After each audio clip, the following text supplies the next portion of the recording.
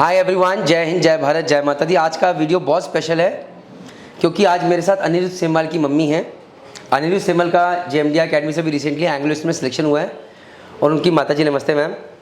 अनिरुद्ध सेमवाल से वीडियो बनाते मुझे पता चला कि उसकी मम्मी बस कंडक्टर है और एम आई राइट मैम जी।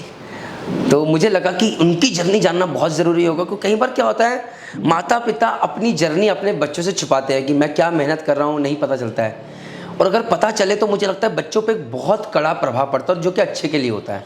सो मैम, पहली बात तो बहुत बहुत धन्यवाद मैम आने के लिए। जी, आपका भी। मैम ये बताइए, आप कहाँ की रहने वाली हैं? उत्तराखंड। उत्तराखंड में कहाँ से मैम?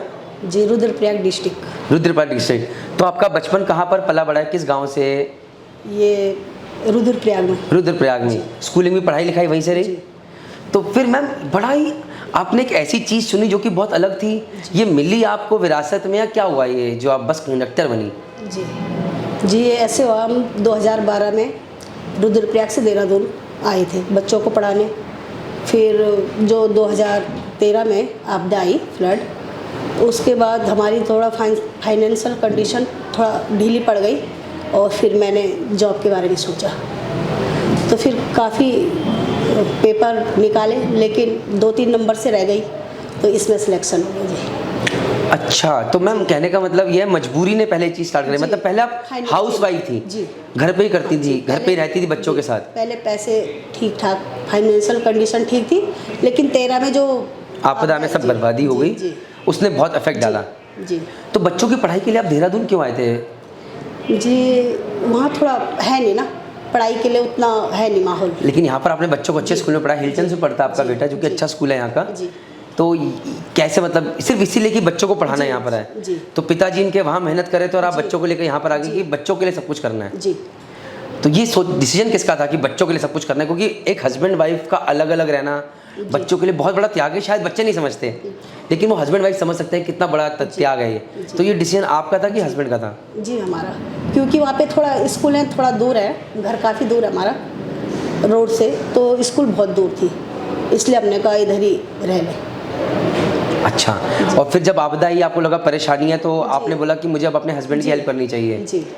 तो हस्बैंड ने पहली बार में क्या बोला, ठीक है करो, या उन्होंने बोला नहीं नहीं हमारे घर की औरतें नहीं करती हैं? जी नहीं, उन्होंने सपोर्ट किया। सपोर्ट किया। तो फिर आपने किस किस चीज़ के एग्ज़ाम दिए?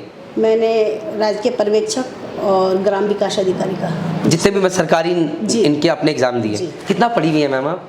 मैं BSc करी हुई है। तो जब आपने एग्ज़ाम दिए, वापस से पढ़ाई करनी बड़ा अजीब लगा होगा। आप एक महिला, इतने साल बाद 2 बच्चे आपके जो कि जिनकी परवरिश भी कर रही हैं।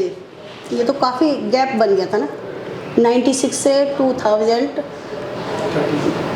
हाँ 17 साल बाद वापस पढ़ाई शुरू करी। जी। नहीं, 16 में क्लियर किया मैंने। 2016 में आपका एग्ज़ाम दिया? जी, एग्ज़ाम दिए थे और ये मैंने 2017 में क्लियर किया है। 2017 में क्लियर हुआ, फिर आपकी सरकारी नौकरी लगी जहाँ पर 19 में लगी जाके। मतलब वही 4 साल पहले आपकी सरकारी नौकरी लगी है। तो मतलब प्रॉब्लम तब की थी, सॉल्व 2019, 6 साल बाद होनी शुरू हुई है।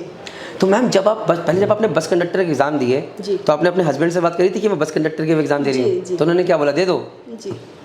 सपोर्ट करा उन्होंने? जी। अच्छा, और फिर जब आपने दी और आपको सिलेक्शन हो गया, फिर जी, सास ससुर की तरफ से कोई प्रेशर? नहीं, ऐसा कुछ नहीं था, वो भी तैयार थे कि चलो करो, कोई दिक्कत नहीं है। कितने बस कंडक्टर महिलाएं हैं हमारे उत्तराखंड में लगभग? जी, अभी तो 100 कुछ हैं। 100 कुछ, उनमें से आप हैं? जी। जनरली सारे मेल हैं। यहाँ पर भी जैसे मर्चेंट नेवी में हैं, लड़के ज़्यादा हैं लड़कियाँ कम हैं, यहाँ पर भी मर्द ज़्यादा हैं महिलाएं कम हैं इस लाइन में? अभी 400 कुछ सिलेक्ट हुए थे। हाँ जी। तो उनमें 100 कुछ महिलाएं थी। 100 कुछ महिलाएं थी जिसमें आप भी थी। जी। जब पहली बार आप बस पे चढ़ी, जी, वो कैसी फीलिंग थी मैम? पहली बार तो थोड़ा बहुत दिन भर रहना था, दिक्कत थी, पर धीरे धीरे मैनेज हो गया। मैम अलग अलग तरह के लोग मिले होंगे, जी। कैसे हैंडल किया उस चीज़ को आपने? तो परिस्थिति से हैंडल हो ही जाता है, मजबूरी करा देती है मैम, सब करा देती है। तो मैम बच्चों को आपने बताया कि मैं स्ट्रगल कर रही हूँ, कभी बताया कि इनको दूर रखा इन सब चीज़ों से? जी नहीं, दूर रखा। जी। क्यों दूर रखा, क्यों नहीं बताया आपने? माइंड में वो ना ला सके कि तुम्हें अनिरुद्ध आइडिया था कि मम्मी की स्ट्रगल से जा रही, चाहे मम्मी ने बताया नहीं बताया? जी सर, बिल्कुल पता था जी। क्या पता था तुम्हें मम्मी की स्ट्रगल के बारे में? क्योंकि सर जब हम स्कूल जाते थे ना, तो अगर हम सुबह उठते थे ना, तो हम मम्मी को पढ़ते हुए देखते थे। अभी घर आते थे, तो जब हम पढ़ रहे होते थे तो मम्मी भी पढ़ रही होती थी। तो मतलब अभी भी अगर हमारे उसमें देखा जाए ना घर में, तो एक पूरा शेल्फ भरा है जिसमें उत्तराखंड से लेके जितनी भी जीएस की किताबें अभी भी पढ़ी हुई हैं सारी की सारी। मतलब कितनी भी होंगी तो 50-60 किताबें तो होंगी, और उतने ही क्वेश्चन पेपर भी होंगे जितने मतलब 2013 से लेके 20 तक जितने में एलिजिबल थी मम्मी ने सब सारे एग्ज़ाम दिए। और कभी लगता था कि किसी एग्ज़ाम में ऐसा होता था कि यार बस 1 नंबर रह गया, या किसी में 0.25 तो होता था। पर जब लास्ट में लगा तो ये था कि नौकरी नहीं, वो हार्डवर्क का कुछ तो मिला कि। अच्छा, एक चीज़ मैं पूछना चाहूँगा, मम्मी से तुमने क्या चीज़ सीखी, एक चीज़ जो तुम अपने साथ रखना चाहोगे, और पापा से तुमने क्या चीज़ सीखी जो तुम रखना चाहोगे? तो मम्मी से तो यही है कि एक लगन जो पढ़ाई के लिए थी आज, जो लास्ट तक रही, क्योंकि ये लास्ट ही एग्ज़ाम था शायद मम्मी का, उसके बाद गवर्नमेंट के लिए एज ख़त्म हो गई थी। जय माता दी। लास्ट एग्ज़ाम था। और सर पापा से तो यही सीखा है कि सपोर्ट करना है, मतलब चाहे कितनी भी टफ सिचुएशन आ जाए, ऐसे टेंशन रोना नहीं है, मतलब उसे डट के उसका हैंडल करना है। मैम, बच्चों को आपने अच्छी परवरिश दी, वो वक्त भी निकल गया। आज एक दौर है जहाँ पर आपदा निकल चुकी है। आपके पति जो हैं वो वहाँ पर गेस्ट हाउस संभाल रहे हैं, आप भी यहाँ पर नौकरी कर रही हैं। बच्चा आपका एंग्लो एशियन जैसी जानी मानी शिपिंग कंपनी में सिलेक्ट हो गया और IMCTA भी निकाल लेगा, आप चिंता मत कीजिए, और चला जाएगा। अभी आप क्या, अच्छा मैम एक चीज़ मुझे सबसे इम्पोर्टेंट थी, आपने हमारे पास क्यों भेजा बच्चे को? बच्चा चाहता था या आप चाहती थी?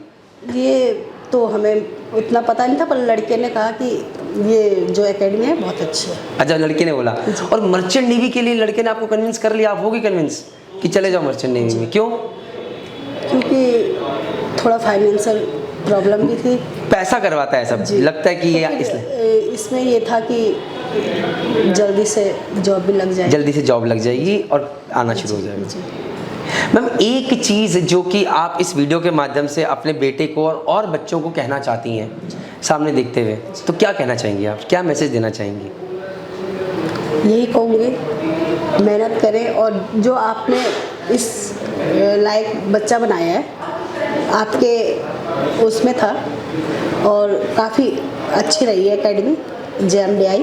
मैम, कभी ऐसा था कि फीडबैक ख़राब देता था हमारे बारे में कि आपके जो आपका वो है एग्ज़ाम करवाते हैं आप महीने में, और जो है काफ़ी सारे नंबर आते थे आपके पास? नंबर आते थे?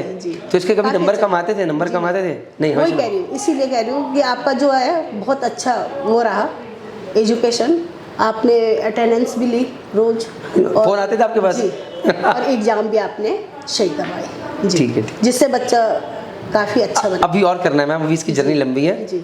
मैं इस वीडियो के माध्यम से हर माता पिता से बस एक गुजारिश करूँगा, अगर आप मेहनत कर रहे हैं तो अपने बच्चे से अपनी मेहनत मत छुपाइए। जापान के अंदर बच्चों को 5वीं क्लास में उनके माँ बाप कैसी मेहनत कर रहे हैं दिखाया जाता है। वो बहुत ज़रूरी होता है कि बच्चों को पता रहे कि माँ बाप कैसे पैसा कमा रहे हैं। मेरे पिताजी ने मुझे नहीं बताया, और मैं बहुत समय लग गया समझने में कि जब अपना बेटा हुआ तब समझ में आया कि पिताजी ने क्या क्या सेक्रीफाइस कर रहे हैं। तो प्लीज़ बताइए, ये माँ बाप से मेरी गुजारिश है कि आप क्या मेहनत, कभी बच्चा जाके देखे कि मैं अगर बस में कर रही हूँ तो कितनी गर्मी है, कैसे मैं काम करती हूँ। अगर बच्चे को पता चले तो बहुत अलग आइडिया लगेगा। और मैं हर बच्चे से कहना चाहूँगा, प्रणीत मेहता मत बनिए, अपने माँ बाप की मजबूरी देखिए, उसे समझिए। मेरी तरह गलतियाँ मत कीजिए जहाँ पर आपने अपने माँ बाप को बस समझ लिया कि इनका तो फ़र्ज़ है, जो कर रहे हैं इनको करना चाहिए। क्योंकि यकीन मानिए, हर माँ बाप एक जैसे नहीं होते, ये भी सच है। मेरे पिताजी ने मेरे लिए बहुत कुछ किया है, और शायद एक बेटा हो जाता है मैं उनके लिए कुछ भी उसका 1% भी नहीं कर पा रहा हूँ, लेकिन उन्होंने बहुत कुछ किया है। यहाँ पर एक हस्बैंड वहाँ रह रहे हैं, माता यहाँ रह रही है कि बच्चे मेरे कुछ बन जाएं, सरकारी नौकरी के सपोर्ट कर पाएँ। ये अपने आप में बहुत सारी कहानियाँ हैं। मैं चाहूँगा JMDI एकेडमी के माध्यम से मैं और आपके पास स्टोरीज़ लाता रहूँ, आप लोगों को इंस्पायर करता रहूँ। और मैं एक चीज़ कहना चाहूँगा, तैयारी खुद कीजिए, डट के कीजिए। अगर आप निकाल सकते निकालिए, लेकिन अच्छी कंपनी, अच्छे कॉलेज के प्रति ही जाइएगा। जय हिंद, जय भारत, जय माता।